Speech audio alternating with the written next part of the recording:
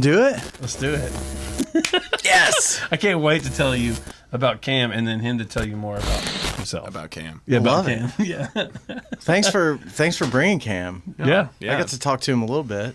Yeah, I hate that I was late. I should have told Cam 9:30, even though you said 9. Yeah, because I would have still been here at 8:45. He is an industry dude. He was here 15 minutes early. Yeah. Yep. Ready to roll. Yep. Yeah. That's called on time. Yeah, it is. In the business. It's the just business. it's just burnt into my brain now. Like I'm I the can't same I way. can't do it any other way.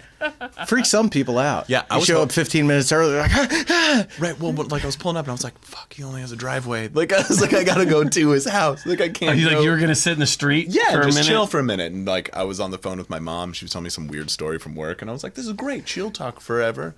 And then I rolled the window down. He was like, "What's up?" And my mom's like, "Where are you?" in Tennessee, Mom. Yeah, I was like, "I live here." That's perfect. Zach. Cam. Okay. Hey. Happy Thanks to for be bringing Cam over. here. Dude, I'm super pumped about this. I know you've asked me a few times to come back. I really appreciate that. Honored. This is a highlight.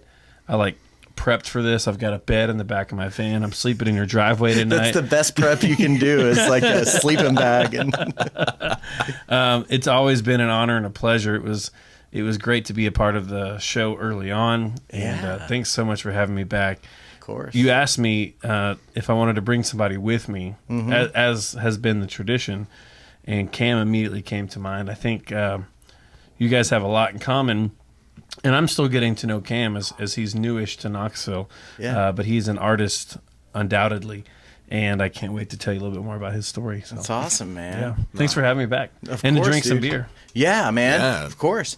So I was looking today, and you were here early on, and then you were here Yeah. in the teens, Yeah. and then you were here in the 40s, and now it's the 70s, and you're here. And Dude, it's been great. so wonderful to watch you grow and Thanks, man. to see you go from audio only to audio and video, and to see your subscriptions grow, and it's just been, dude, you have had some amazing guests. Oh, thanks, man. And do you remember when the first time you had me on, I asked you like who were some of your like bucket list guests? Yeah. Dude, if you've gotten real close to some of those, and I think it's only Yeah. a matter of time before you're Some gonna more need, of 'em? You're gonna need a new bucket list, man. Thank you. It's man. been really awesome. I think, COVID has obviously been difficult for a lot of people, but it helped, I think, with you a little bit to have some artists that would have normally been on the road who were like, hey, I've got, nothing else to do. Let's talk about what we've got going on. That was really cool to see. That was kind of a blessing in disguise. Yeah. And we're lucky to be able to continue to do it because we had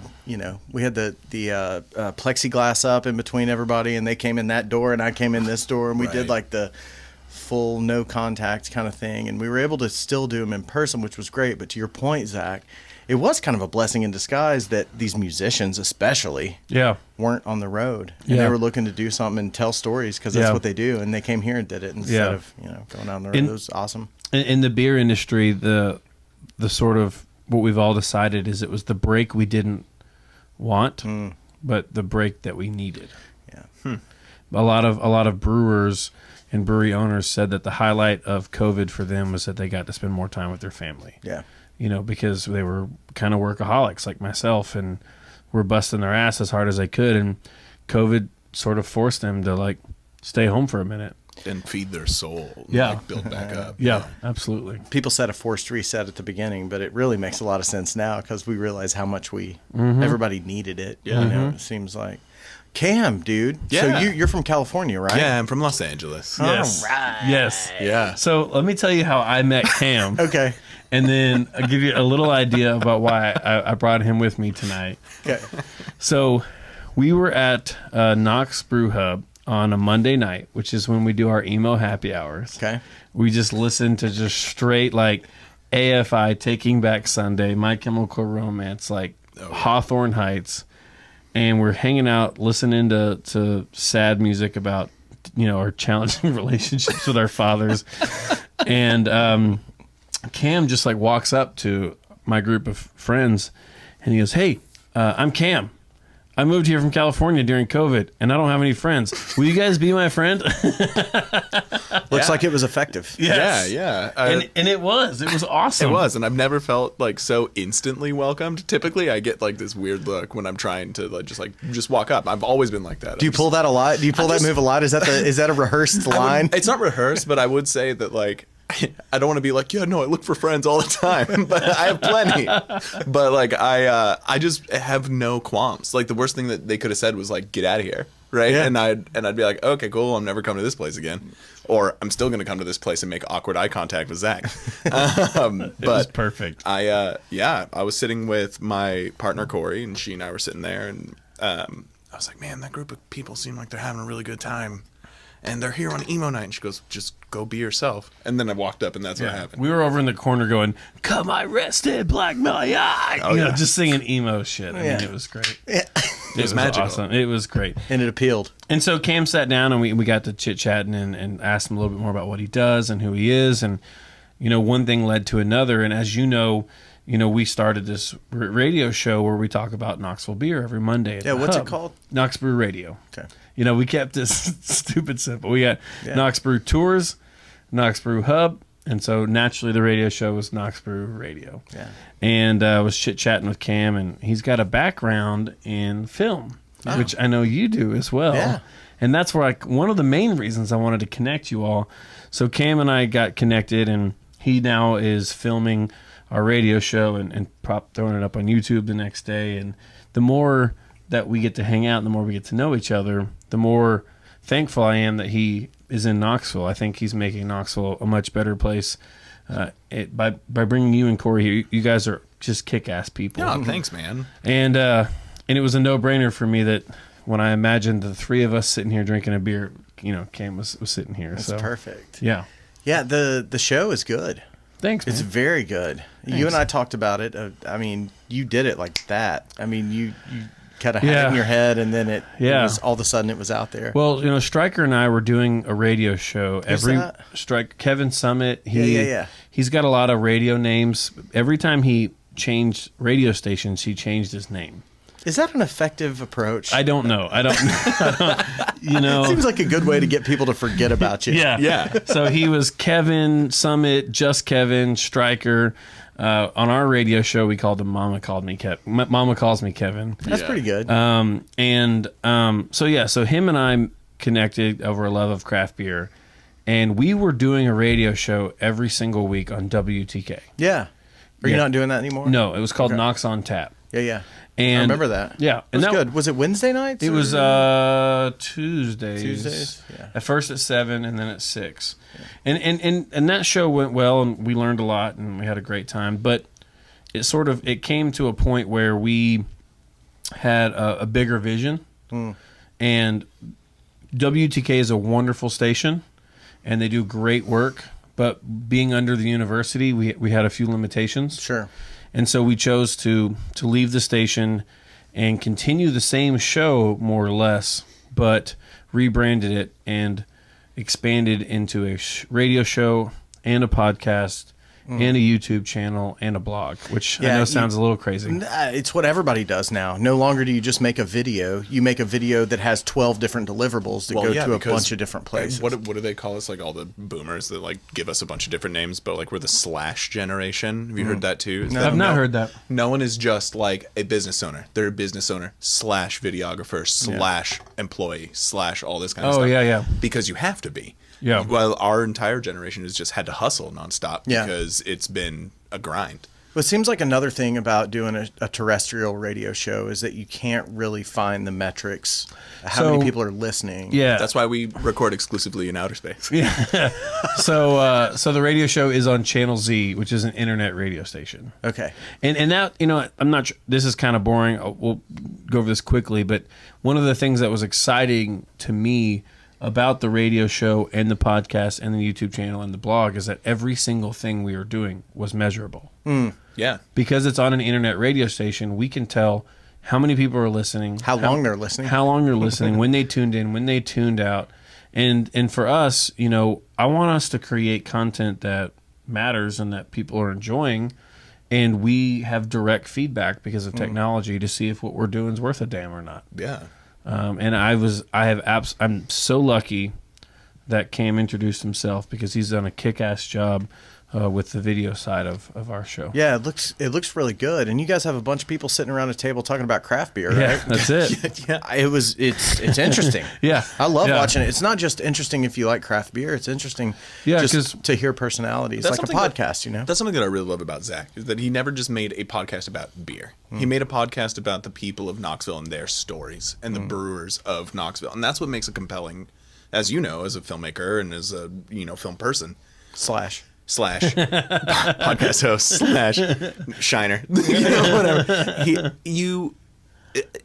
Zack brings in people, and at the core of every piece of art, you want a story, and so that's why we have this moniker, Knox Brew Stories, that you can find everything under, because Zack is really good at getting into the people's roots and what they want to say about what they're passionate about. And I think that every person can relate to that on some level, whether or not you're a brewer. You understand people busting their ass to do something good. Yeah, I mean, you look at the podcast crowd, people that listen to podcasts, and especially podcasts like this where it's long form conversation. Right. A lot of times people gravitate towards the guest, towards the host, and they don't really care who the guest is. They don't care if the guest is a filmmaker. They don't care if the guest is a mathematician. They don't care. They're interested to learn. Right. And even though they might have somewhat of a carnal interest in the show or in what the guest is talking about, I think a story is paramount to just about everything that we do in filmmaking, absolutely, in podcasting, and whatever it is. And it's becoming more and more universal by the day. Well, it doesn't matter if you're interested in it or not. People like a good story. So we're in the process of restarting Knox Brew Tours, and in that process, I went and met with every brewery that we work with. It's been a year since I've been in their space, and I just wanted to touch base with them. And as I was sort of repitching who we are to each brewery, I said, we are storytellers. At Knox Brew Tours, our goal is to tell your story, to connect people to your brand and to your product through stories. And so to that point, I think at the core of humanity is storytelling. And it's kind of the ultimate source of connectivity, of community, of entertainment is all about storytelling. And I was sitting with Brent Collier today, a guy at Pop Fizz, and we were watching a bunch of like fishing industry stuff, people that are making this beautiful stuff and going to the far corners of the world making these beautiful fishing films. And we watched like 5 or 10 of them in a row, and we're like, man, this is beautiful, this is great. Where's the conflict? Where's the story here? And you can't really have a story without a little bit of conflict. It feels like conflict drives a story. That's the thing that drives a story. I don't care how well constructed your protagonist is, or even your subject. If you're doing a documentary, there has to be some kind of adversity that the audience roots for them to overcome. It's just basic storytelling. Yeah, if you're in film school or if you're doing whatever, you see that stupid Hollywood 3 structure arc that you see all the time, and you hit all these marks, but you also have to generate conflict within. Come to my class. I teach that, dude. Last Sunday, a friend came over and was like, hey, I think the end of the Formula One race is on. I was like, what? Do you like Formula One racing? He's like, well, I kind of accidentally turned on this documentary on Netflix about Formula One racing. Yeah. And I was like, what are you talking about? So he pulls up Netflix, and we start watching episodes of this Formula One, whatever. Something that you don't care anything about. I care nothing about it. Yeah, right. I watched one 40-minute episode. And I was like, here's my new favorite driver. I'm buying a jersey tomorrow. Yeah. When's the next Formula One race? Yeah. And because in that 40-minute, episode about Formula One racing, there was all the elements of life, right? Yeah. The struggle, the victory, the conflict, the resolution, the everything. And it's amazing. And I applaud whoever's producing that show. In 40 minutes, they made me a Formula One fan. And that's I like literally the highest praise you can get, right? I literally fell asleep last night to this Formula One documentary about racing, IndyCar racing in the middle of somewhere in the world. That's amazing. I mean, it's a good way to say that stories can be interesting if told the right way, no matter what the Absolutely. subject matter is. Yeah. Right. And that's what I think you do with the radio show. Oh, I appreciate that, is not just the beer side, the human side. Yeah, yeah. One of we have a tradition on the show. We're 8 episodes in, where every single episode we ask our guest, what is a positive memory or a positive experience that you've had during COVID that you'll remember for the rest of your life? And that has nothing to do with beer. We've gotten a wide range of answers. Yeah. And it's something that we'll probably continue to ask for a while. So, Well, talking about conflict, I mean, COVID is built-in conflict that's universal to everybody's life. Yeah. Hey, it was a blessing for very few people. You know, it was kind of Yeah. it was hard for just about everybody. yeah. Right. You know, some people made a lot of money off of it. Right. You know, but for most people, the last year has been, you know, nothing but something that we've had to adjust to. And for a lot of people, bit. it's nothing but devastating for their families. So it's Absolutely. You know, I'm only the full spectrum. I'm only 32, and in 2001, when the September 11th attacks happened, Yeah. even though I was in middle school, I remember being bonded with people because of fear. I remember fear being terrible, but it also sort of Unified people. unifying us. And I remember feeling a similar feeling. The only 2 times that I recall in my life feeling that same level of unity was September 11th and, you know, the end of March, Yeah. beginning of April. It was kind of like, yes, this is terrible, this is scary, this is uncertain, But we're in it together. but there was a weird comfort that we were all in it together. Yeah. It feels kind of. It's a shame that we were somewhat divided during the bulk of COVID coming Yeah. on us and all that, because Yeah. it's a great opportunity for us to unify. Right. Because it feels like we had this innate feeling to do so, bond together. With you, Zach, same thing. 9/11 was the last time that I really felt that, like, humanity Yeah. bonding together Yeah. and like feeling like, okay, shit, Yeah. we're in trouble. Yeah. Let's get together right now. I would say the only other time that I felt like that to me was that one summer that Pokemon Go came out, where everyone I was think that trying was to just a catch weekend. Dragonite. Oh man! Well, Yeah, I- I still play it. I love Michelle Obama. But I have to say that before I say this next statement. One of the best tweets I've ever seen was Pokemon Go has done more for childhood obesity in Michelle- 48 hours than Michelle than Obama. Michelle Obama has done in 8 years. That's good. Yeah, I like it. I like it. And That she's was a- one of the funniest things I've seen. in Yeah, a while. Pokemon Go crushed it there. Yeah. My friend, my roommate, who literally had a bike with flat tires for 3 years, bought a pump so he could pump up his bike tires so he could go catch Pokemon. Faster than Yes, everybody else. I Hell love yeah. it. You can still hatch your eggs while you're on a bike. I remember I was on Union Avenue, right next to where the Brew Hub is now, and I was standing there. It was the weekend that Pokemon Go juiced up and got going. Yeah. And I was standing there or walking somewhere with my wife, and all of a sudden this kid just comes up straight towards us on a skateboard and just like stops right in front of us and pulls up his cell phone and does something. And I was like, what the going on right now? I checked the next day. It was Pokemon Go. Yeah, that I mean, that was heating up. I waited for Pokemon Go to come out. I knew about it for like 6 months. Now I have 2 Pokemon tattoos. Like, Pokemon is my life. Really? Yeah, I love it. I love it so much. I have a Squirtle on my thighs. I could probably see it. There you go. Oh, yeah. That's I have right it right there, and then I've got my Cubone right there. But That's a good pickup line, by the way. Yeah. I've got a Squirtle Yeah. on my thigh.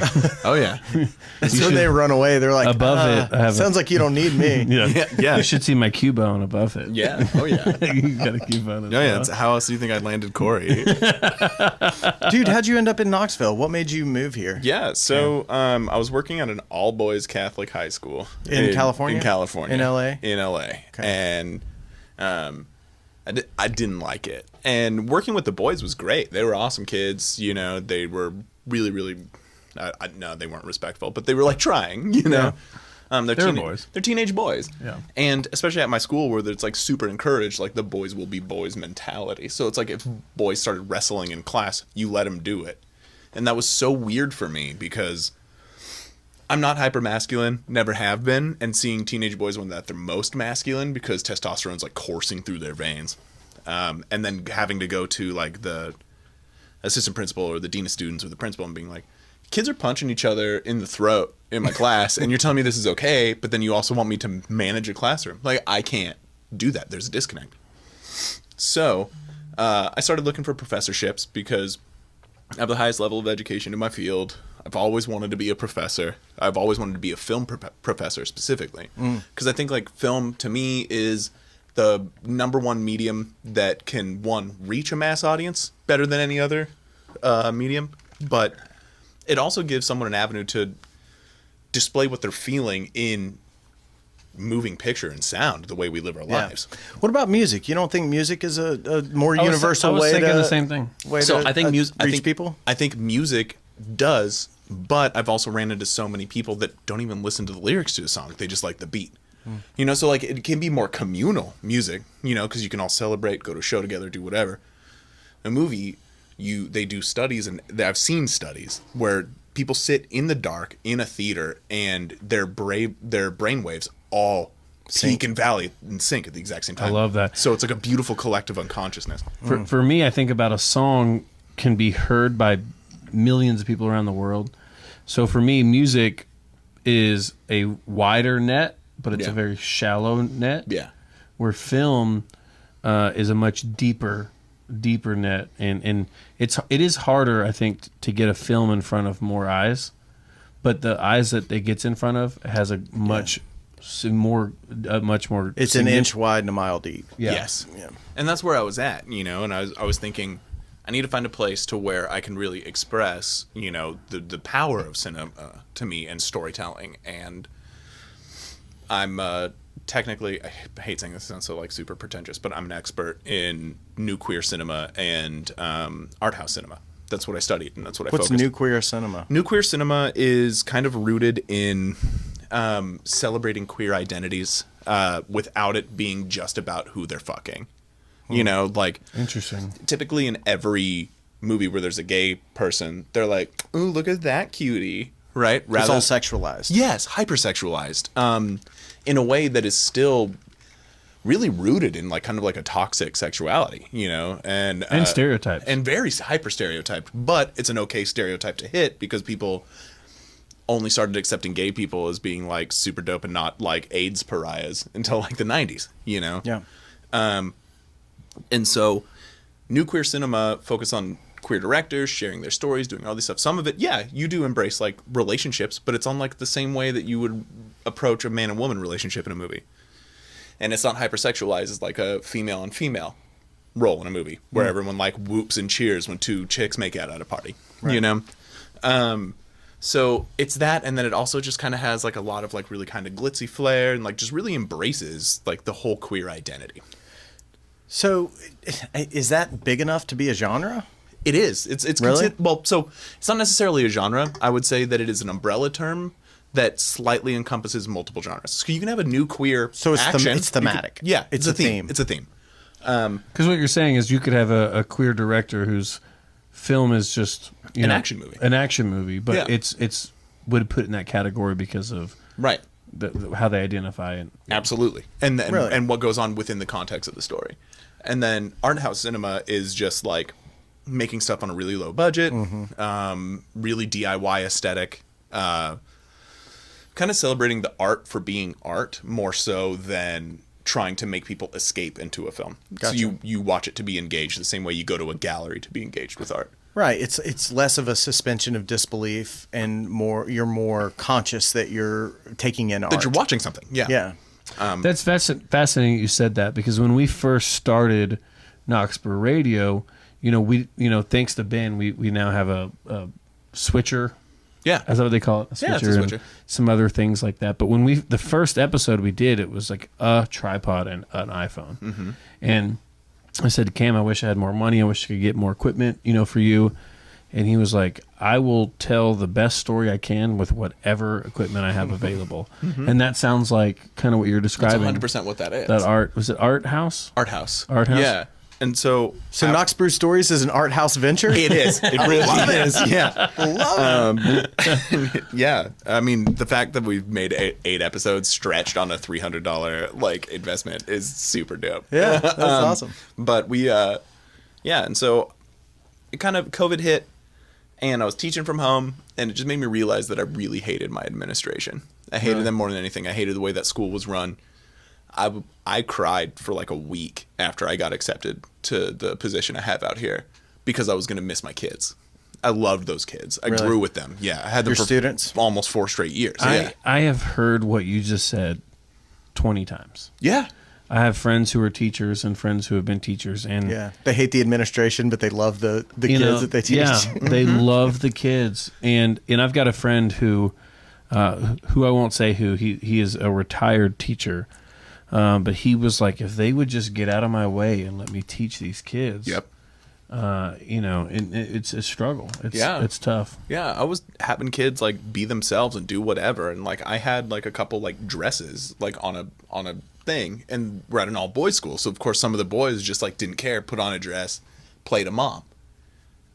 Parents and admin freaked out like that I was just like doing some like the devil's work is actually what I got in an email that I was doing the devil's work. Really? And that made me really kind of happy. I was like, all right, sick. If you want to see me do the devil's work, I'll do it. Sounds like you were already in the South. I mean, you're in California, bitches. You can do whatever you want. Throw a dress on a boy. You're in Los Angeles, California, right? Like you said it was Catholic, right?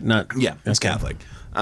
Which Corey always would like reaffirm to me. She was like, okay, I know you're working at a Catholic school and you hate it, and it goes everything against. She goes, but you're stealing Catholic money. And she's like, you're winning. Yeah, and she's like, winning. You're getting paid by the Catholics to fuck it up from the inside. And I'm like, that's a really good point. Yeah, well, they've had a tough go the last 10 years or so. Yeah. I would just like to say is like, at least I didn't get like fired for that. Sure. You know, like I quit on my own. So did you grow up in LA? Yeah, born and raised in Santa Clarita, California. I lived in LA for 2 years. I never met anybody who was from LA. So I was going to bring this up because part of, the original vision for you having me on the show was so your guests would learn a little bit more about you. Oh, yeah, I remember that. Yeah. That's kind of cool. And so I actually was going to ask you to tell Cam a little bit about what brought you to LA and the experience that you had there and kind of how that's become a part of who you are today. Yeah, I moved there in 2004. I was 19. I went to the University of Tennessee for a little bit, and then I moved out to LA to do the acting thing. Yeah. I studied acting at a place called the Acting Corps in North Hollywood. I know that place. Do you really? Yeah. Yes! Let's go! I have a couple friends that went there, yeah. Yeah, Lancashire Boulevard. Yeah, right on Lancashire. Yeah. And I did that for a minute, and then realized I needed to live, make money while I was out there. Yeah, you couldn't just be a server forever. Just be a student. Yeah, or a server. Hell, I worked at Subway. Yeah, I mean that was the best I could do. I was 19. I worked at a Jamba Juice making movies. Yeah. It was hell on earth. Yeah. I couldn't get a job as a server in LA because all the servers were so good and smart. And they're like, so what's your wine knowledge? I'm like, I'm 19. Yeah. I have my parents drink it. There's 2 different colors. Yeah, exactly. This one tastes like grapes. Wait, there's more than 2 colors? I'm just kidding. There's 2 colors and they all taste like hot, rotten grapes. There you go. But 2 years out there, lived in Marina Del Rey, Eagle Rock, nice. Hollywood, and a couple different places. That's a lot of places to live in 2 years. It is, and also like a lot of people don't really understand how huge Los Angeles County is. Yeah, and LA's LA massive. County's huge, and then when you say LA, you don't even really just mean LA County. No, like you mean Orange, a little, parts of Orange County parts of it, too. like the LBC, Long Beach over there. Yeah. People just to kind of incorporate that. Yeah, all the way, especially down the coast. Oh yeah. And all that, and like where did you live? Santa Clarita, which is like that's barely LA County, right? It's super far north. Yeah, I think it ends at Castaic, which is like 10 miles north of me. Yeah, is that where Knott's Berry Farm is? No, Knott's Berry Farm isn't that in San Bernardino? Is it? Yeah. Yeah, it's way up to 4 or 5. This is the part of the podcast where I'm just going to sit over here. You know and that drink my stupid beer? like Castaic? There's a lake there though, right? Yeah, Castaic Lake, and it's like a man-made reservoir. It is the closest lake. It's the closest water to Los Angeles that's fresh water, right? I mean, it's a man-made lake, but yeah, it is fresh water. It's fresh water, yeah. And the Elsinore is the next one, which is way southwest. and then Piru also. But Castaic. Fun fact about that place is there's like every year divers go there and just kind of like explore and just swim, because what else are you going to do? Yeah. If you're a diver that lives in Kestang. Yeah. And they find like 3 bodies a year. Really? Of people, Diving? Diving, that are either like cement shoed in there, like act like murders, or just like boating accidents. And They're like, crazy. is this Jimmy Hoffa? I think it's Jimmy Hoffa. It's 100% Jimmy Hoffa. But yeah, like what were we even talking about? I was Freshwater? trying to get Ben to tell you about his time, why he was in LA. Yeah, and then we just started talking about freshwater reservoirs. Yeah. I was there for a couple of years and then I moved back. Right. And I loved it, and it still has a huge place in my heart. I still visit all the time, work there a little bit, and it's like my second home. Yeah. And I'll say that, moving to Knoxville, LA born and raised, lived in San Francisco for 2 years while I was in grad school, came out here in 5 days after I got hired by South College. And they went, "Oh, can you get here in 5 days?" And I was like, "Are you fucking kidding me?" Sure. And made arrangements, threw everything on a truck, threw my cats in a carrier, and Corey and I drove cross country. It's great. South College is awesome, man. That's what I've heard from a lot to people. I'm still paying them. Hey, my wife went there. Oh, nice. Yeah. To PT school. Nice. Yeah. So you came back to Knoxville. Yeah. And now you are still working in film. Yeah. Tell Cam a little bit about what you do now. Okay. Outside of the podcast. So when I was in LA and working at Subway and doing acting classes at the acting corps on Lancashire Boulevard, I started working at a production company called the Greif Company, which made like A&E biographies. Oh, okay. And we made reality TV shows. We made this one called Gene Simmons' Family Jewels. It was. Oh, do you remember that one? I remember that show. Yeah. I do too. I watched like 2 episodes of it. Yeah, I shot the pilot of it. Oh, sick. I was working for. It was right at the end of when I was in LA, and I got the bug, dude. I was like, this sucks. Like, this is shitty programming for television. This is reality TV. And it was the heyday of reality TV. It was the Osbournes was, just tailing out and had just blown up this whole world of reality MTV and television. VH1 were king. Yes. Yeah. Reality TV in the early aughts was the way to go. It was the way to get a job anyway. Oh, yeah. Gave me the bug a little bit, so I came back and did film school in South Carolina. And went there for a couple years, Carolina Film Institute. And then when I was done with that,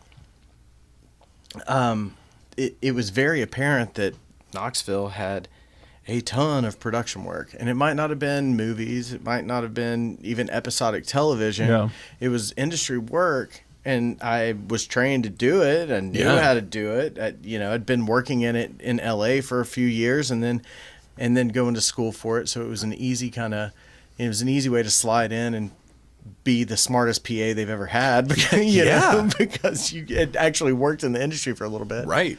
And then the industry around me, I just looked around and watched it just grow. Jupiter Entertainment, dude, I was going to say Knoxville, everything just kind of with River, Jupiter, Lock and Key, Pop Fizz, and then Discovery having a location here in Knoxville and HGTV, and then dude, it's. I think Discovery has really helped synergize everything with all the production companies here. Having people over there at headquarters who can keep an eye on a production that's happening, in town is a big deal. Yeah. And it's a hell of a lot cheaper than it is to do that in New York or Los Angeles or whatever. So the fact that they have resources to do it here, able bodies, people, very, very capable people locally to do it, it's just kind of proliferated because, it started very small. It started with, the Bagwells, Dee Haslam, her company and all that. And then it's just kind of just rippled out from there because we've had this thing that's kept pushing, which was HGTV Scripts, got bought by Discovery, just kept pushing and kept growing the market and the marketplace, the freelance market, the production company market. Everything has just kept going. I'm not in the industry, the film industry. Have been lucky to be involved in a few things. And I'm asking you this genuinely because I don't know. Is Knoxville sort of a hidden gem of video production? I think it's a hidden gem of capability. I mean, I think that It's a really good way to put it. Yeah, there's a disproportionate amount of capable individuals here that can do the work. So you're saying we have more talent than our city size? Yeah.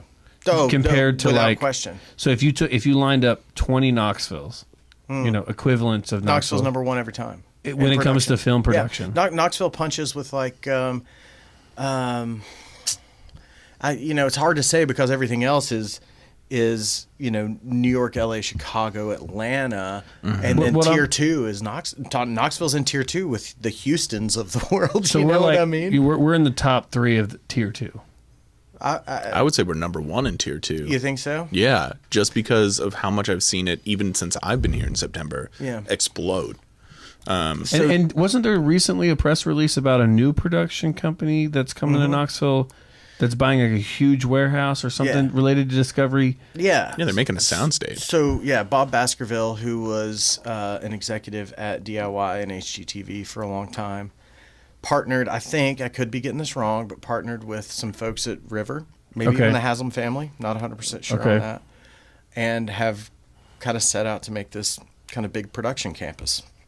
I love it. That's what I got from the story. Because Atlanta has been a hotbed for film. They got the tax incentives. So Georgia passed a bunch of tax incentives that you got 30 or 40% of your money back for bringing a production there.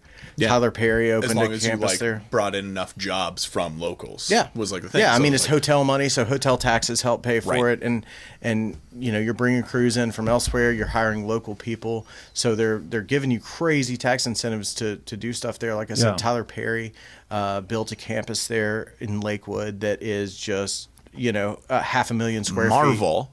Yeah. Marvel's filmed there. A lot of their all stuff. of it. Yeah. All of it is shot. Walking Dead Dead too. Was there. There's there's so much stuff that's been done in Atlanta, all because of tax incentives. Exactly. And all because of it's more they're going to make bigger profits doing it in Atlanta than they are in LA. Totally. And now the production marketplace, as far as talent is concerned, has built up around it. So now it has the infrastructure to accept it and take it. It's like when everyone was going to Canada to shoot everything. Yeah, everybody. But now everyone's incentivized to shoot back in the States. Yeah. Yeah. Vancouver was huge for a long time. Massive. Yeah. I don't know if I was talking to you about this or somebody. It's blurry, and I drink beer, so that happens a lot. Me too. Somebody was recently telling me that we're going to start seeing an insurgence of film in East Tennessee, because apparently there's a county grant and a city grant and a state grant that are all in Knoxville that you can get funding for if you film in Knoxville. The one I saw was a state thing, and Sam sent me the article for that a little while back, and it was a very, very good deal for production companies, and it was a broad net too. It wasn't just like bring your production here. It was like if you buy a microphone and you're a production company, you get 30% of your money back on that production supply. Like it was a really big deal, and I saw that come in as far as being reported as proposed legislation. I haven't seen anything official pass. And I feel like we would. Yeah, we would be some of the first ones to know. In fact, our accountants would tell us. If something like that was happening. So I saw it proposed. I don't know if anything's ever happened, and that was probably 6 or 8 weeks ago. I'd love to see it. I think that we have.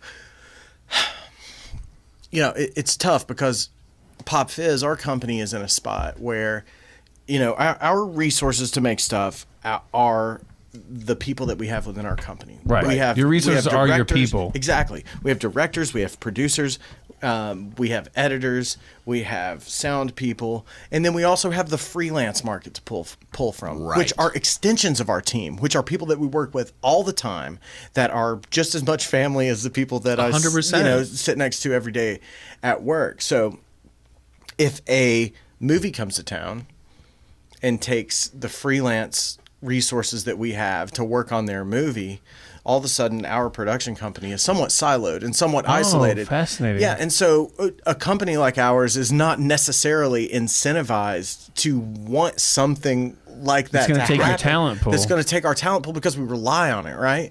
But as like kind of an altruistic endeavor. Like I think it's great. I think a rising tide, bring it all up, baby. Let's do it. It's just going to bring more people here. You might raise your talent pool too.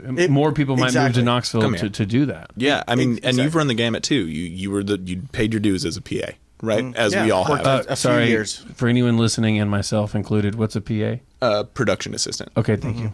Yeah, do it all. Yeah, everything, and then you get treated like shit the whole time. Yeah, we go get my laundry. Actually, that's the wrong color coffee. Well, you told me to go get my laundry. Yeah, your laundry. That is beyond stupid accurate, though. Yeah, you're okay. Like, so yeah, I know that Ben, this is your podcast. I have to ask one more question. Keep it up, man. Is that okay? It's your podcast. So this is a question for both of you. Okay. And then full confession, I need to empty my bladder and then refill my bladder. Okay, yeah. Do it. Okay. Post and ghost, baby. Yeah, post and ghost. I'm not going to ask the question and then leave. Oh, I think you should. No, I'll wait till I want to hear the answer. I guess I could just listen to it later.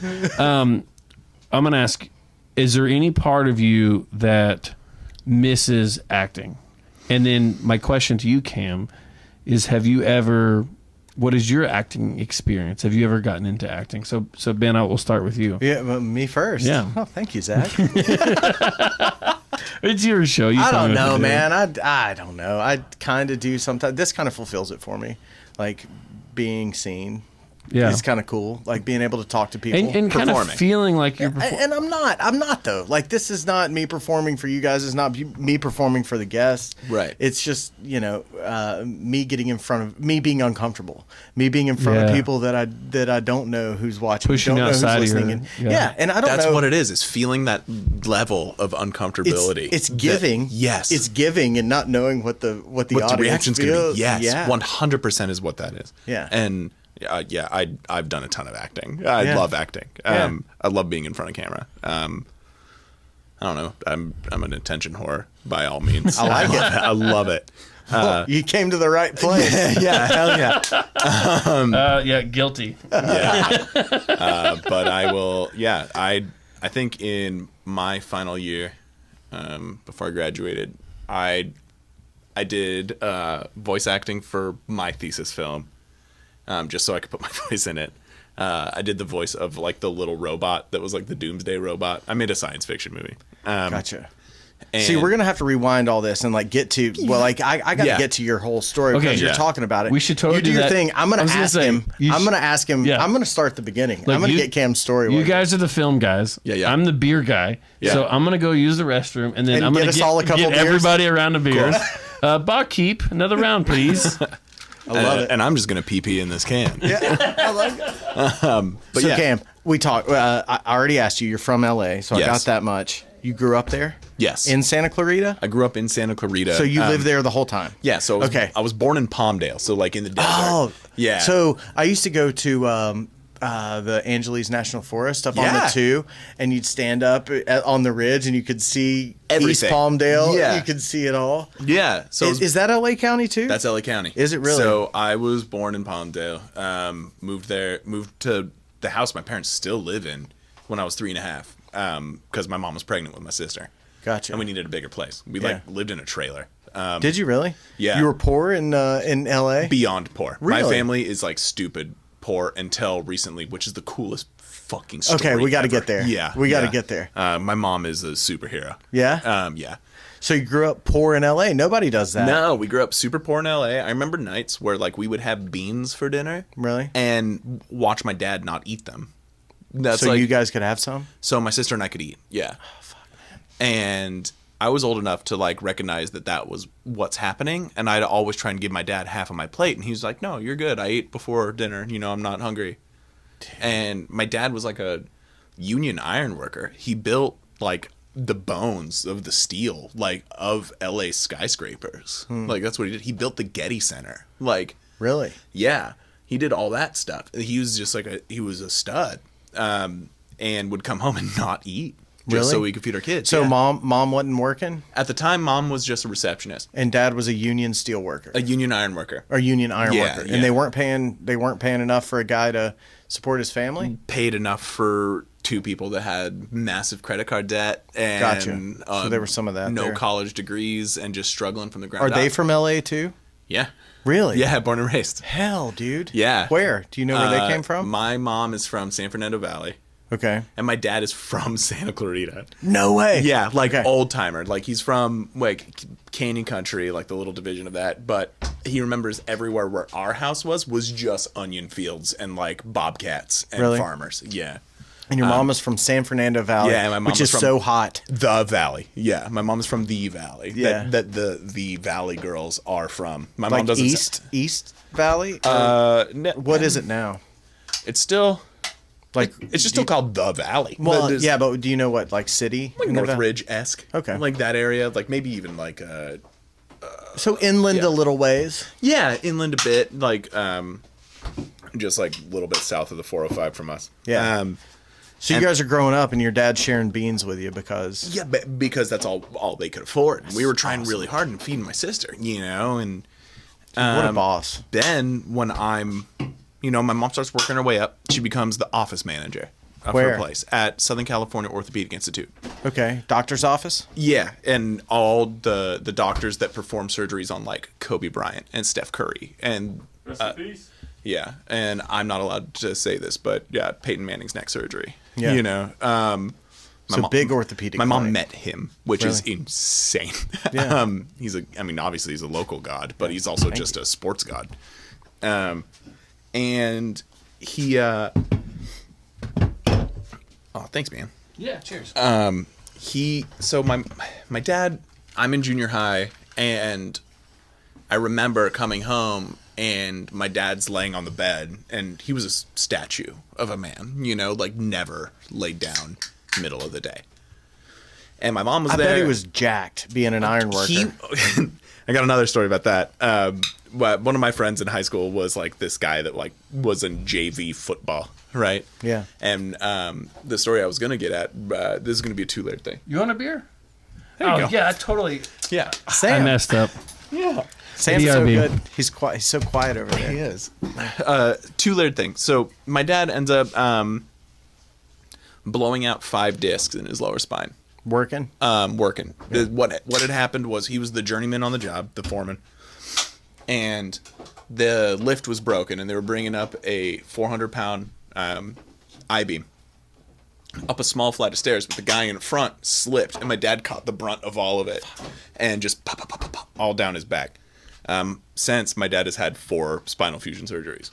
My dad's handicapped.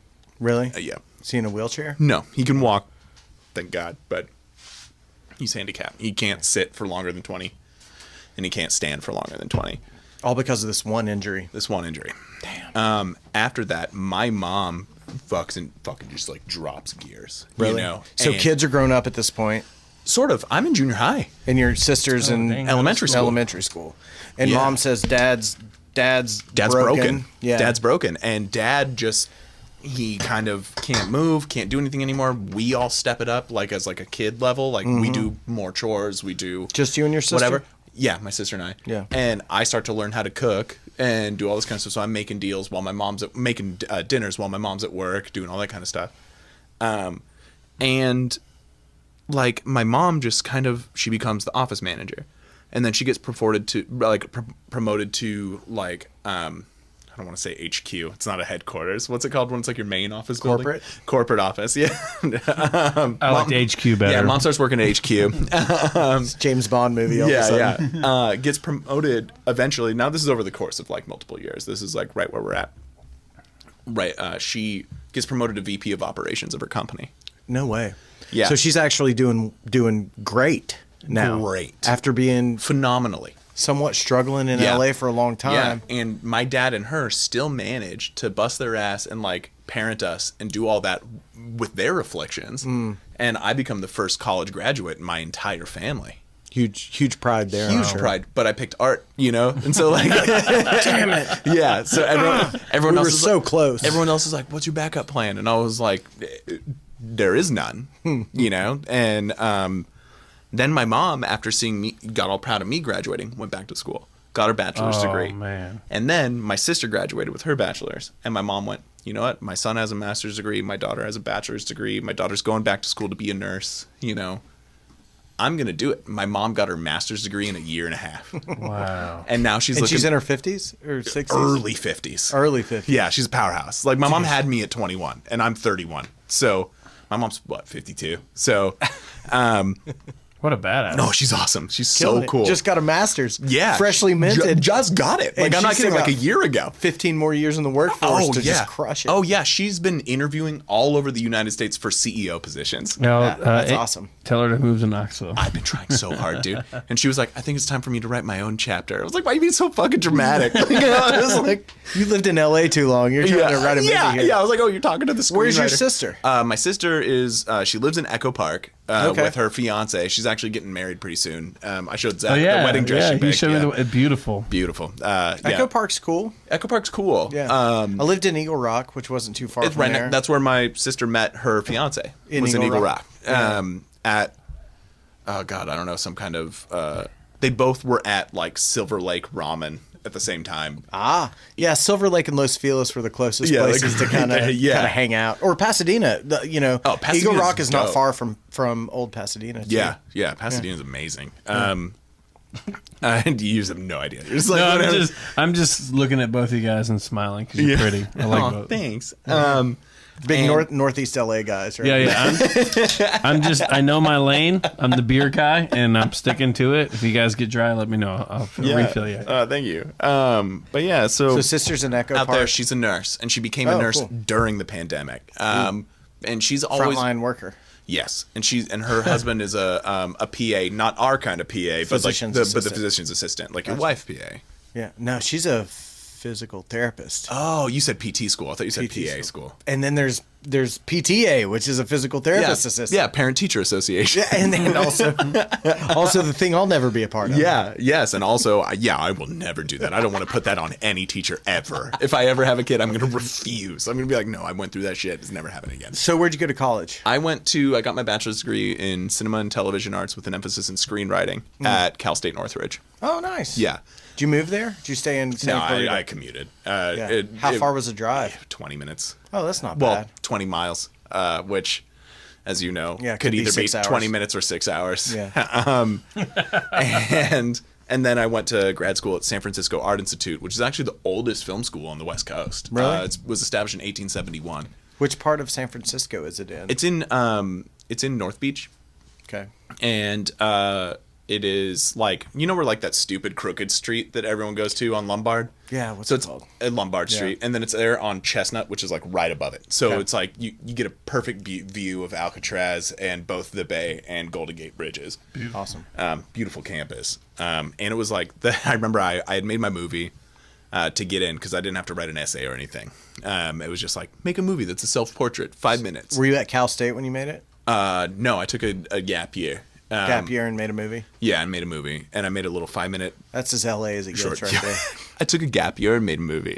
You know? Is that what did you call it? A gap year? A gap year. A gap year is like the fancy, like elitist way to say that you are not doing anything for I a full smoked year. weed for an entire year Yeah. instead of going to school. Yeah, and then I went to school and smoked weed for all of those years. I've never heard that term gap Never heard year. gap year? Gap year. No. It's hot right now, man. Yeah, man. People are doing it after high school. Yeah, you take a gap I year mean, to go yeah. backpacking in Europe to I've get always- some culture. Yeah, I've stay in always- Barcelona. In Barcelona. No. I've always heard it's I'm going to take a year off and just like discover myself. Yeah. It's a gap year. That's a now. gap year. It's the same Okay. thing. Okay. Yeah. Exact same year. Yeah. I'm pro gap we just year. named. to be Yeah, clear. me too. My gap year was completely important to my development. It was integral. Dude, I'm still in my gap year. Yeah, I was gonna say you guys are saying gap year. Is gap years possible? 'Cause- Yeah. Yeah, you might still be in it. yeah. Mine were gap years until I became a professor, and then I was just like, "Oh man, I really want to." This is going to be confusing for work anyone somewhere who's else. worked in retail at a Gap store. Oh yeah, they're like, "No, these are all my years." My Gap year. Yeah, my youth- after my Abercrombie year. My youth at before Baby my, Gap. Before my Hollister year. Yeah. Was that Bonnie? Is that Yeah. your dog? Yeah. Let's let her in. Yeah. Let's let her Let's in. see Let's what's let her Jenna in. doing. I heard a. Ooh. Yeah, that was a nice little howl there. Bonnie? Bonnie, is that you? Oh, that's all right. Bonnie, come here. That's amazing. This is really great. I like that we have baby. we have another guest. We have a podcast dog. Hey, Bonnie. Oh, when I went to the bathroom break, I was only peeing for like 20% of the time I was gone. The other 60% was petting Bonnie, and the other 20% was getting y'all beers. Oh, good. Amazing. Yeah. At least Bonnie gets some love out of I don't it. think she's been here for a podcast yet, so it's Hey, good Bonnie. she's in the room. She apparently wanted to come in. Oh, Yeah. loving on me. So after San Francisco, what was the name of the school? San Francisco Art Institute. Art Institute. Yeah. SFIA. Yeah. AI. AI. Is that when you started teaching? Sort of. After I graduated there, I went back home, lived with my parents for a year. Okay. And because it's impossible to save money to get your own place in San Francisco, you just can't do it. Yeah. I accumulated so much debt instead.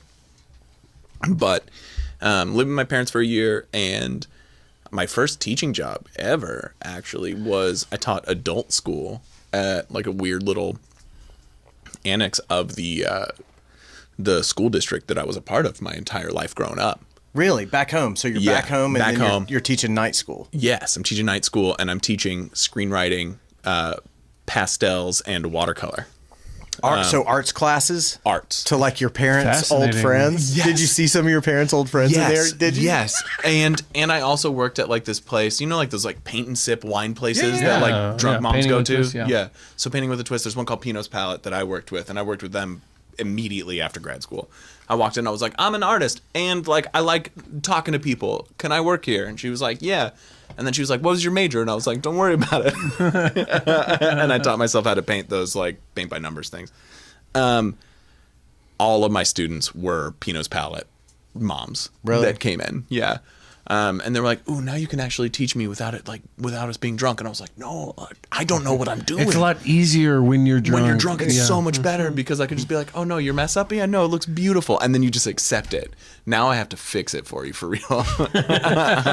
So that was for the public school And grade district? it. Yeah, it was for the public school district. Okay. And it was just kind of like you get paid based on enrollment. Really? Yeah. And So did you go out and recruit for your classes? kind of like It I almost pitched sounds on like the a socials. sales job a little bit. It's very similar to a sales job. I had my brochure that was like, these are the available classes that I'm teaching, you know, and I only ended up teaching 3 Interesting. sections out of the 6 we offered because that's who signed up. Yeah. I kind of half like that and half hate it. I hate all of it. Really? I feel like that your instructor, your teacher should just get paid, and anything extra could go to the district or whatever. You already get state funding for that shit. You don't need, for adult school, you don't need the people that are trying really hard to be instructors, you know, which you already don't get treated well anyway, financially in any state. I hear that, Yeah. and I support that, and I love that. Yeah. I think for me, it's probably not what's best for teachers, but there's that little bit of entrepreneurship that excites, Which is going to tickle your fancy. which tickles my fancy.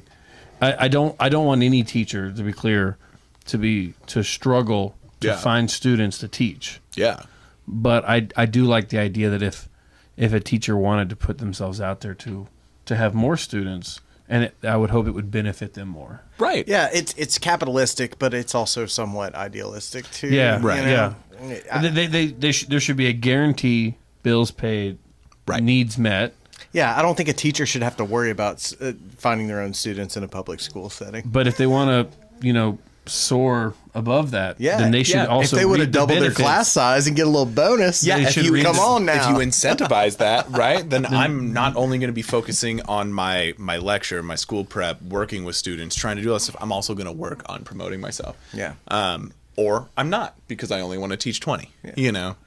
Well, So how did that parlay itself into more teaching stuff? For you? I just decided on a whim to apply. There was a film teacher, high school film teacher opening, and I had interviewed at the public at the Catholic school. the private all boys Catholic school, and I walk Yeah, in. so only a private school would have a film teacher. No, not in California. Well, let me start over. In Tennessee, I don't think there's a single public school film teacher. I could be wrong. In California, every public school has a film studies class. I took film studies for the first time in my life in ninth grade. It blew my mind when I found out that high schools in the north have swimming pools. Like, we don't have swimming pools at high schools in the south. Really? Yeah.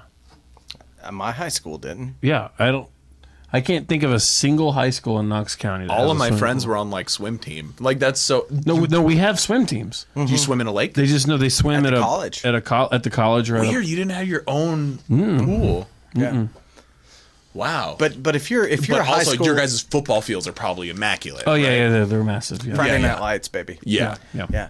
But if you're in LA, I mean, high school film classes are. sure it's huge. You got to do it. I mean, Everyone knows someone, you know, in the industry, and probably every single high school has had a big director, big actor, big somebody. 100%. That came out of that through high there. school. Yeah. 100%. The guy that wrote my cousin Vinny is an alum of my undergrad program, and that movie's amazing.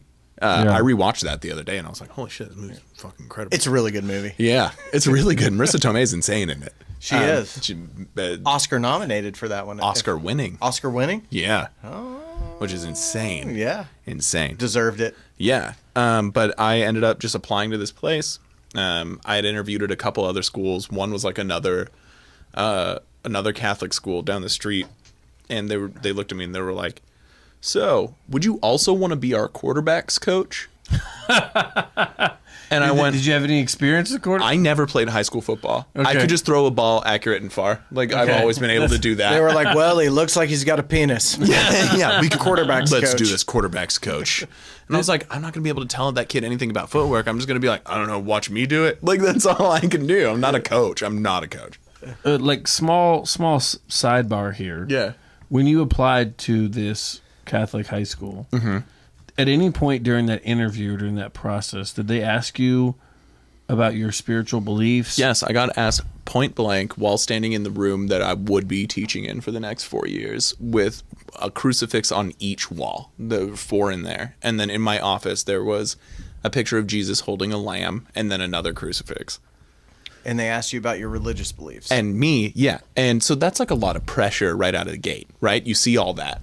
And you're like, okay. And me, who I'm not religious at all, my assistant principal at the time, he is an ex-bodybuilder and ex-professional wrestler who has a doctorate in English.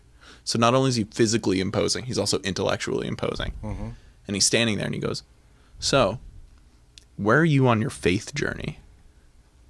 And I gave like a job interview answer. You know, I was like, I was raised Christian. You know, I was like, decided it didn't work for me. I was like, but I've never stopped loving people. And I think that's the root of Christianity is love people. And he was like, okay. And then I got called the next day, got hired. Really? Fascinating. So Yeah. That's fantastic. Yeah. Because you would think if you gave a non-committal answer like that at a Catholic school, Right. you wouldn't get hired. No. And that was my biggest fear. I was like, I'm killing this interview. Yeah. I was like, I'm slaughtering this. They were asking me what I want to teach, what I want to do with the boys, how do I want to inspire them, all these amazing things. And then I get that question, which I also think too, there's a lot of anti-discrimination laws I was going in to say, California. Yeah, they can't not hire you for that question. Right. But they can now as of Really? last year. Yeah. Really? Yeah, that was a thing the Supreme Court passed. Yeah. Did sexuality or your thoughts or beliefs on sexuality ever come up in that interview? Not in the interview, but after I was there, because this is a great thing that happened there. I also accepted directing the play every year, the high school play. And when I got there, I inherited a play from the guy that got fired. The guy got fired for one. They didn't research his background, but he started in porn, and then started teaching high school boys, and had like weird figurines all over his office and stuff that said Really? like free hugs and kisses. And his wife's like a porn star. I feel like they should have seen that coming. Yes. Or when he's like, Ben on this one. yeah, where he's like, oh, my mentor is Solomon King. All you have to do is Google Solomon King, and he's like the porn star king of Encino, which is like where we worked, you know. And so, But also, I mean, like, there's some industry, knowledge there from the man. I mean, you still can be a filmmaker, right? Yeah. Like you still can. He knows how to make things look bigger on camera. Yes, he does, which is I'm so envious of. But he was there. He ended up getting fired. He had an inappropriate relationship with a student and his wife, and it just didn't work out. The student wasn't underage. It was just, you can't do that as a teacher. You're not allowed, because it's messed up. You're in a position of power. Yeah. And so I got hired. Big shoes to fill. Yeah. He shot them to look significantly larger. And I started working there, and I'm directing the play. And he picked this play. It's called Lost in Yonkers by Neil Simon. And I've never directed a play before. I've never done any live, like, stage production. And so I build this set by myself, do all this stuff. I have the cast going. We were able to pull from our sister school to get Females? One is the only one that wanted to show up because they all hated the previous director. I was wondering, how did you shoot? How did you do any kind of play with all males? So this is what happened. That girl dropped out 1 week before curtain. Whoa. And there was only one other person in that room that knew all the lines. You? Steve Holt. Me. Oh, no. And so I played Grandma Kernitz in my school's production of Lost in Yonkers, and I had to perform as a grandma with a very thick German accent. And did you wear a dress and the whole thing? Yes. And was there any backlash for that? Yes. Yeah, I was gonna say. I mean, they can, from an outsider looking in, it's like, oh, the theater teacher is now dressed like a woman playing with all his boys. Right. And all the costumes I had already bought were for this kind of slight statured girl. Mm-hmm. And so it was a little tight on you? So you had to squeeze in. I'm 6'3", 200 pounds. I weigh 230 now that I eat biscuits and stuff now. Now that you've been introduced to gravy. Yes. So all the faculty's like, he planned this whole thing. Right. And so he just wanted to get in this dress. They're super skeptical, right? And yeah. On the heels of having a former person in your same position, that probably didn't help. They'd been burned before. Oh my gosh, Cam. Yeah, so this is real life. I'm passing this picture around right now. I can even send it to you if you guys can upload it to the video or whatever if you edit it. But my gosh. I'm Jack to Grandma, right? And I have to come out and perform. I had 3 costume changes. All 3 of which. Sam, can I show it to the middle camera? Yeah, do it. And I've got all of my tattoos showing, which was like I wasn't allowed to show when I was working. Your tattoos are showing because a grandma wears a crop top. Yeah, well, tank top. It was like a scrotum crop top. Like I showed just enough. And I had a few other costumes in there. I feel like the Pope heard about this one. I hope he did, because luckily right now we have the cool Pope. Like if it was the Pope beforehand, he wouldn't have been down. But like this Pope probably wears like Chucks underneath his Pope dress. I don't know what it's called. I worked at Catholic school for 4 years. I don't know what any of it's called still. But yeah, so I got a lot of backlash. The president ended up coming up to me and he was like, hey, this is a Catholic school and I know it's okay and you do all this stuff and you have your own personal beliefs and everything. And I was just like, listen, it's clothing. And I was like, and if we want to talk about plays, I was like, the Shakespearean era, men played women all the time.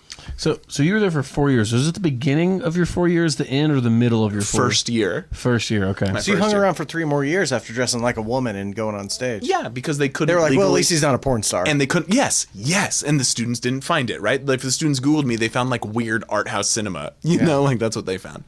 Yeah. And legally, they couldn't fire me yet because I technically hadn't done anything wrong. I didn't break my handbook. It doesn't say like men can't wear a dress in a play. As a Tennessean, that's foreign to me, and I'm not. Yeah. That's not a pro or a con statement. No, it's just different. In the state of Tennessee, it's a right to fire state. You can fire anyone for any reason, and so that's interesting to hear. Did at any point in time during your time as a teacher at this Catholic school, did any of your students ever ask you about your beliefs or? Yes. And what was that? What was that like? And so, yeah, that was actually really special to me because when I was in high school, even in Southern California, I was afraid to come out. I was terrified. Even though I still like girls too, like I'm bisexual. And a lot of people just think of that either like you're 50-50, right? Or if you like boys and girls, you're secretly gay. And there's like this whole thing, especially in like a really toxic, like super macho, like high school community where everything's like black and white. There's no gray areas in high school. stood there as someone that my students could come to, and I had plenty of students come out to me. Really? And yeah, and they didn't even know I was queer at that time. They just knew that I was accepting. They could feel that. And I think like teenagers know that. You can feel if there's an adult that you can actually trust and talk to. Wow. And then you can also feel if there's a teacher that you can't tell everything to. Did you become the confidant for all the students? For a lot, yeah. Did the word get out that you were the guy to talk to if you had some of these feelings? Yeah, and I told them all the time. I was like, you know what, you guys, I was like, I'm teaching you art. And I was like, an art is all about expressing your feelings. I was like, so whatever it is, this is like the hippy dippy like snowflake shit, but this is a safe place to share it. And I was like, we can all disagree about it. I was like, but you have to be respectful in here. Oh man, I love that. Yeah. And then I always did that. And I was like, I'm going to disagree with a lot of you. I mean, it feels like the theater teacher is the way to go on that, you know? Right? It doesn't fit if it's the algebra teacher. Exactly. No. It's gotta be. It's got to be the guy that's like into the arts and is like willing to put on a dress. And like that moment, a lot of my The show students must said, go on. That was the thought process, and right? it still is. And 100% of my students said the moment you put on that dress solidified for us that you care about us in the show. Because I told them, I was like, I don't care if that kid backed out. I was like, you guys worked hard. I want you to perform for your friends and family. I was like, this isn't going to be about me. I was like, yeah, people are going to laugh their asses off when I like come out. And like, I'm going to look dress. so good in this dress. Yeah. Oh man, I was flexing the whole time. Yeah, because I was like, I don't want to look chunky. Like I was like, I'm here. But I remember walking out and seeing like the president of the school with his wife, and I make eye contact with them as soon as I come out, and I'm just like wearing like a nightie. So they didn't know until it happened. They knew I was playing the grandma, but they didn't know to what extent. They didn't know it was going to be that hot. Was there a collective gasp? There was outrageous laughter. Really? Like for the longest amount of time, which was great. Like people just, they were like, and I would introduce the show and I'd be like, hi, what's up? I'm Mr. Molidor. A lot of you guys can call me Cam, you know, and I was like, you're going to see, I was like, due to some unforeseen circumstances, I'm going to be playing the grandma tonight. All right, here we go. And then I'd go backstage and like put on my stuff real quick and then start the show. And so I also had to direct the damn show while wearing a dress. While wearing a dress and performing. And my partner at the time, she had said that she was like, there's no other teacher that could have fucking done that. Yeah. She was like, you're the only one that would be like, cool, I don't care. I'll take the laps. I'll do whatever. And then jump backstage and like coach kids up and be like, yeah. And it was probably a love for your students and a little bit of the love for theater and for telling the story. Yeah, telling a story. Yeah. Yeah, we worked so hard. We worked from October and our show date was in May, you know? Wow. And the boys put their heart and souls into that, you know? And so I wasn't going to let them not showcase their thing at a very, very prestigious sports school. You know, like we have like so many people that are like, you were the alt crowd. Yes. And that's just me. That's me, you know? And so I had these kids like, and we had built a family, and that's what I preached. I was like, we're a family here. So when you do move to Knoxville after all this, and you meet Zack, you got another show on board now. Yeah. You're doing another thing. Yeah, I'm doing another. Found yourself at the helm of yet another deal. And I'm just happy to know that in a pinch, Cam's willing to wear a dress. I know. Yeah, more than once. Just to be clear, I'll wear a dress too. Let's go. Yeah, hell yeah. I will say my favorite thing is like after my president was like, no, you can't, like, he didn't say it this way because he could have gotten like sued or whatever. But he essentially told me, he was like, you can't do that gay shit here. You need to stop. And he was like, you're in a position of power. I was like, all right, next play, I dressed up 2 boys in dresses. And I had them do it. I like it. And that was the show. Like, people loved that. Like, they were applauding. Everyone was super into it. And, like, I remember my boys were like, well, but like, the girls are coming. And I was like, the girls are going to be way more into the man who is confident in a dress than the kid that is playing another teenager. I bet that whole faculty was a panic at this theater teacher who was bringing some femininity to this boys' school. Yeah, I bet they lost frightened. Very small handful actually got me. I was gonna say to Ben's point, what was your relationship like with your fellow teachers? Yeah, I was only close with 2, and that was Kristen and Celine. They were amazing. Celine was a religion teacher there. and the most like open, loving, amazing person I've ever met. And then Kristen was like the biology and zoology teacher, and she was just like, this guy, you know, like we grew up in the same hometown, we knew each other, whatever. And she was just like, yeah, this guy's, you know, he's just who he is. And she really likes authentic people. So someone who studies religion and someone who studies animals, yeah, understood you. Yeah, the best. Yeah, which is like super weird to think about, you know. And then I was cordial with like 2 other people, you know, because I knew someone that was from the Bay Area, or our dean of faculty, Brett, was like the coolest, most laid back, accepting man, but there was like a vast age difference. He was like in his late 50s, and I was fresh out of grad school at 26, you know. Yeah. And I bet there was some serious xenophobia there too. Ton. Like people. I bet it was divided like crazy. Massively. I bet the old guard did not get you at all. No, there was a guy there, our deacon. I think that's what they called him. His name was Brother John. Oh, Brother John. And Brother John was like this weird dude from Boston who, like, you know, committed his entire life to being a deacon. To the robe. To the robe. To the cloth. Yeah, to the to the cloth. And I would tell him things, and I'd talk to him, you know, and I was just always myself, and he was always himself. And at first, he and I were like good friends, and then I found out that he was trying to secretly remove me from the entire campus. He would just go and talk shit. He'd be like, I don't like what he's teaching these boys. He's teaching them that, like, it's okay for them to talk about what they're feeling. And I was like, literally, what is wrong with that? Mm-hmm. You know, I was like, it's 2021. This, like, hyper-masculine macho bullshit needs to go. Yeah. But, I mean, people also freak out about that stuff, especially in a religious setting. Yeah. You know?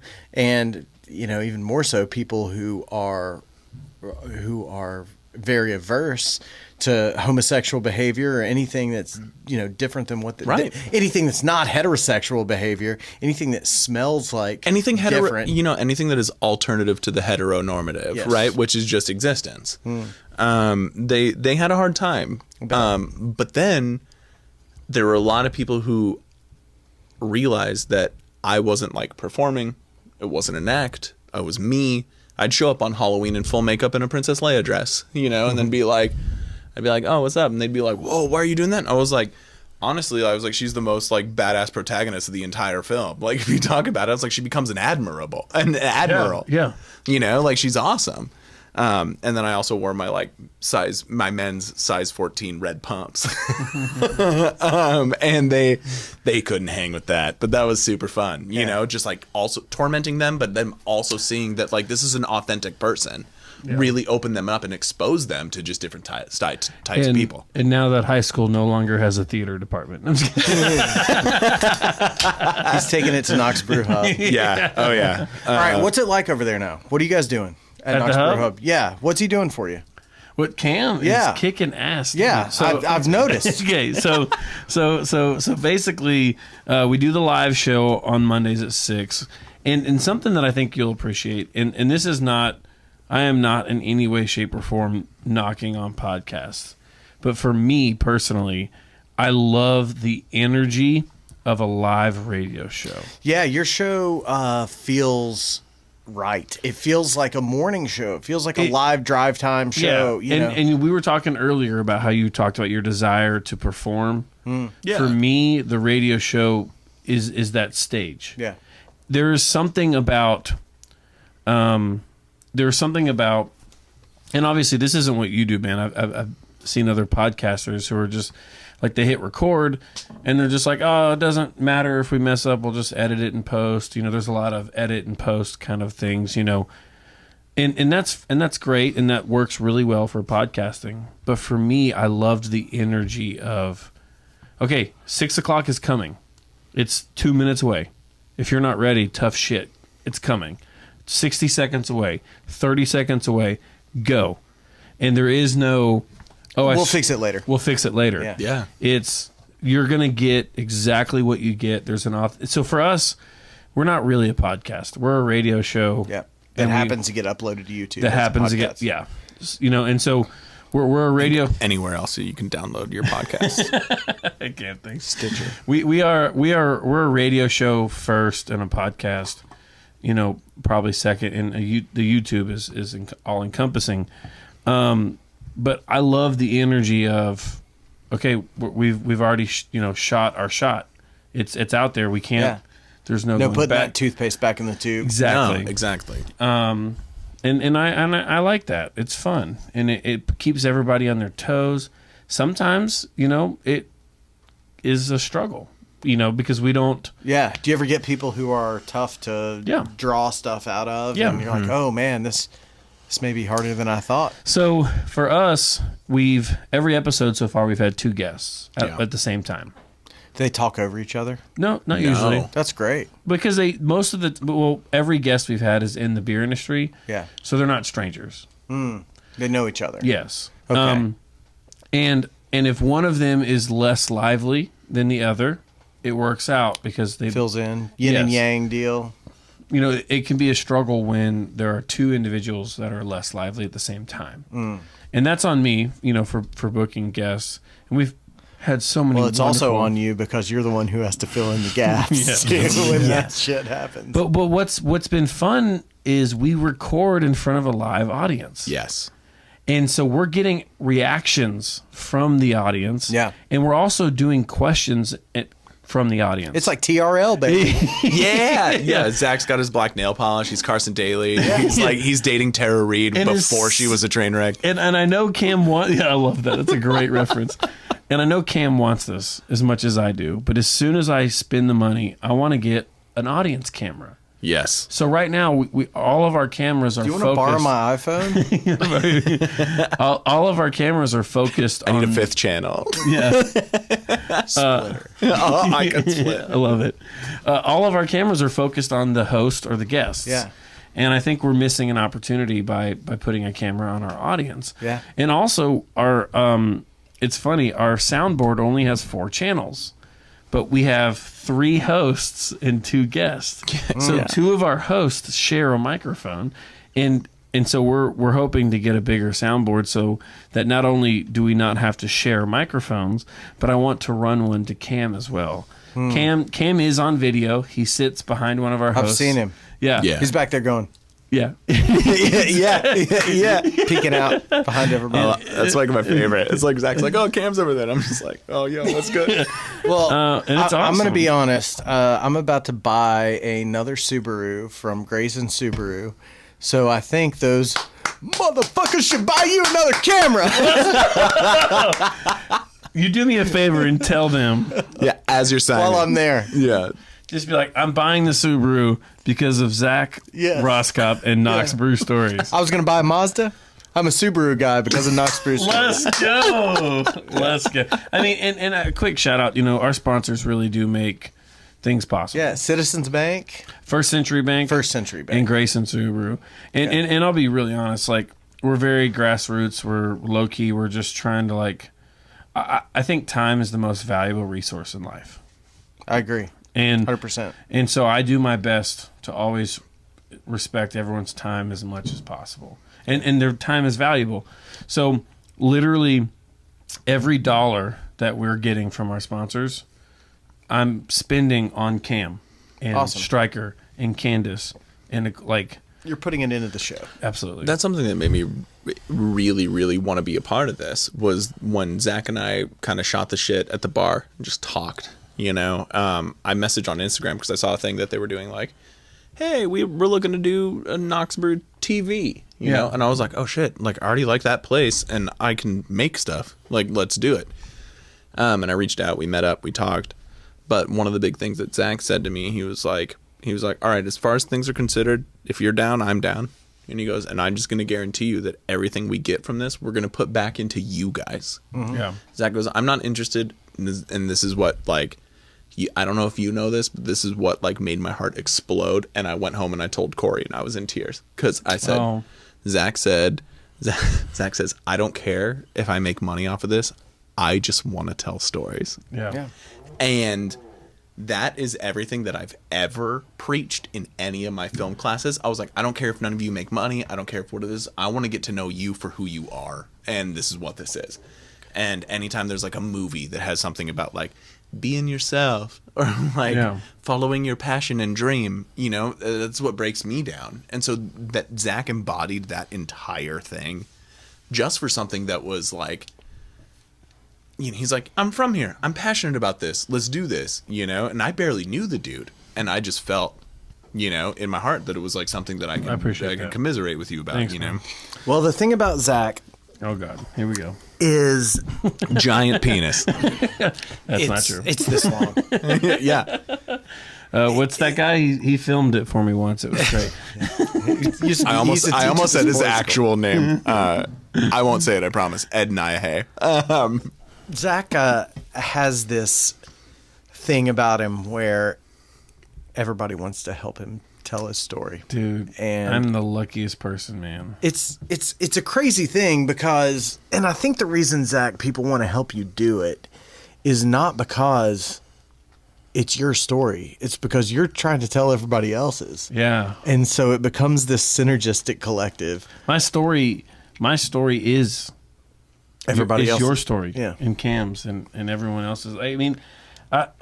I mean this, like, if relationships were a currency, I would be a millionaire. Yeah, I agree. And I feel very... I would have made some terrible investments. I feel very lucky and very blessed. And, it has been a very rewarding 7 years of my life since I started Knox Brew Tours. I've dedicated every day to telling the stories of Knoxville beer. And now with people like Cam and Stryker and Candace, we're doing what we've always done, but we're using technology to do it on a digital platform that will last forever. I want to create the ultimate archive of Knoxville beer. I mean, 50 years from now, when beer's not cool anymore, and people want to look back at the boom of craft beer in the country, I want there to be this epic body of work where people can get connected to what happened here in 2020 and 2021 in Knoxville. I mean, I think I'm going to get a little dramatic for just a second. Do it. When you drink local beer and you choose to spend your money at a local brewery or go to a bar or restaurant and get a local pint, you're literally putting food on the table of the people in Knoxville who are bartenders at that breweries, janitors at those breweries, servers at those breweries, brewers, owners, assistant managers, and they're people that make that all possible. And the more we learn about them, the more invested we are in understanding the value of purchasing that pint. It's not I'm just buying this beer to put some random person's food on the table. I'm buying this beer to put food on Steve's table. Yeah. And his wife or husband and kids. And I just, the more we learn about what embodies our community, I think the more people are going to want to support it. I think that's what you do better than anybody that I've seen is you make us understand that it's our neighbors that we're supporting. Absolutely. It's 100% your neighbors. When we're doing this, it's not it's not somebody's self-serving, thing. It's not somebody's ego that you're feeding when you're buying their beer wherever. It's their family that you're feeding. You're not just making somebody an extra $1 million when you go eat at their restaurant. And like to take it another step, like let's think outside that brewery. There's a graphic artist, that designed that can. Yeah. And when you buy that can, you're supporting that graphic artist. Yeah. Sure. Yeah, it's a horizontal deal. Like there's a lot of different industries that are involved in it. So I could talk about beer and Knoxville and stories forever, and I will spare all of you that. But I think it matters. Well, I think we're lucky to have you, Zack, because I think if you were out there saying, "Rah rah, come support Zack Roskop," you probably wouldn't get a lot of traction. But because you're not doing that, you're not saying, "Hey, look at me." You're the person who is fanning all of this attention out to different places. I thought that was far enough away from the mic. That burp was not. I'm so sorry. Go ahead. You're fanning the attention out to so many different places, so many different breweries, so many different bartenders, so many different places to go drink a beer, so many places to go enjoy a meal. I think that it is so easy for people to get behind and support you because of that, because it's not a selfish endeavor. They're not supporting me. They're supporting. I know. You know, and that's what I know, but you are somewhat of. You're part of it. Well, you're an easy figurehead to approach, or not just the figurehead. You're just an easy way to go to get all of the. You know, if I support you, I know that I'm supporting a lot of people. Well, I really appreciate that. That means a lot. It's been the most rewarding thing I've ever done. So go to the Brew Hub, damn it, and watch their show, damn it. Yeah. I would say go to all the breweries, but come to the hub first. But you serve all the breweries beers, right? Yeah, just come to the hub first. We'll point you in the right direction. Yeah. I think you'll like this, Ben. This is actually the foundation of Knox Brew Hub, is me overhearing a conversation at a restaurant. So I was back to back with a gentleman. I was at a two-top, and the gentleman and his wife were behind me. And I overheard the server walk up to the table, and the gentleman said, "I'm in town for the day, and I love beer. Where should I go?" And the server said, "Crafty Bastard." And the guy said, "Great, thanks." And that was the end of the conversation. And I love Crafty Bastard. Crafty Bastard is a phenomenal brewery. Maybe one of the best, if not the best. They're Right. fantastic. Yeah. And but I was bothered by this conversation only because there was a lack of information. It wasn't like, well, Crafty Bastard does this, and then you can go here for this, and you can go to Alliance for this. So I turned around and I kind of said, "Excuse me, sir, I heard you're in town. You know, I own a brewery tour company, and I'm not trying to impose, blah, blah, blah. What kind of beer do you like?" Yeah. That should be the number one question. And he was like, "I love German lagers." Schultzbrow. Right? Okay. So I was like, "Excellent. Crafty Bastard is awesome. You should not go there." And he's like, "Why?" I was like, "They don't have a single German lager on draft." And I was like, how does a mushroom beer sound to you?" He goes, "That sounds terrible." I go, "Well, that's one of the things that Crafty Bastard does really well." Well, he's like, "Where should I go?" I was like, "You should go to Schultzbrow." I was like, "It's a German brewery owned by a German family, and they make German lagers." They barely speak English. Yeah. So the thing is if that gentleman had gone to Crafty Bastard, it probably would not have been best for him. It also probably would not have been best for Crafty Bastard. Right. Right? They would have gotten an unhappy customer because someone sent them there not knowing who they are and what they do. Our breweries are so vast and so different and have such unique personalities. Nuanced. Yes. And so at the hub, our goal, our dream, our vision is that if you're coming to Knoxville to explore our beer community, come to the hub first and let us interview you for a minute. How long are you in town for? What's your mode of transportation? What is in the environment that you're looking for? Do you have a dog with you? Do you want to eat? Do you like to watch sports? Do you want to be pushed outside of your comfort zone when it comes to beer? Or do you want a safe gateway beer? Like, I kind of want to make one of those flow charts that's like, if you have this here, if you have this, And go to here. Yeah. And let us point you in the right direction, because if you're in a car, that's a very different conversation. If you're on foot, that's a very different conversation. So our vision for Knox Brew Hub is we want to be the gateway to Knoxville beer. We want to be your first stop on your Knoxville beer adventure. And we're a little crazy, but as far as I know, we're the only bar in the world whose job is to encourage you to drink somewhere else. So far, it's working. I love it. You'd be surprised how many people show up. We tell them where to go. They go to all the places, and then they come back and tell us about their experience. And thank you. It's and drink another super beer. rewarding. It's so freaking cool. I'm not sure if it's a solvent business model, Zach, but man, it is a damn nice. But if it's going to work for anyone, it's going to work for this guy. I know. Well, Teflon over here. Yeah. One of the things that's really lucky for us is the breweries. The breweries send us beer that no one else has access to. Yeah. Because we send people to the brewery. Right. So you guys become an exclusive place to drink. You know, Orange Hat's a newish brewery. Yeah, and they're in East Nashville. Yeah. And their beer's amazing. You may not Shout know out this Brandon. yet, but we call West Knoxville East Nashville. Yeah. That's fine. That's where I live. So now I know that. So Brandon at Orange Hat's great. Rodney, the Love whole Brandon. crew. Yeah. They don't distribute their beer anywhere except for Knox Brew Hub. love it. And so we're really lucky and fortunate for those types of situations. All right. You guys good? Yeah, I'm sweaty. It's been awesome. I'm so sweaty, and I got to pee again. I have to pee. I've been holding it the whole time. I feel like I just have like an iron bladder. I'm so glad you guys came. Hey, Ben, I'm damn thanks for glad to having meet us. you, Cam. I'm glad to meet you too, man. This Yeah. was so fun. Good. Like, I agree. Yeah, it was just a 100%. great time, and I didn't expect to get as hippy dippy as I did.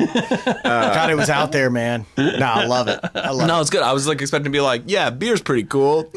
No, Well, it was great. and I will say this as my final comment. It means a lot to me that both of you trusted me. You trusted me to bring a guest, and Cam, you trusted me to bring you into a scenario and a situation that you felt safe and that it would be enjoyable for you. And so thank you both for trusting me to bring this man. together. Dude, of We've been the best friends we've got. Yeah. In honor of my new friend Cam, let us go forth into the world. Cheers. Cheers. Cheers, fellas. It's beautiful.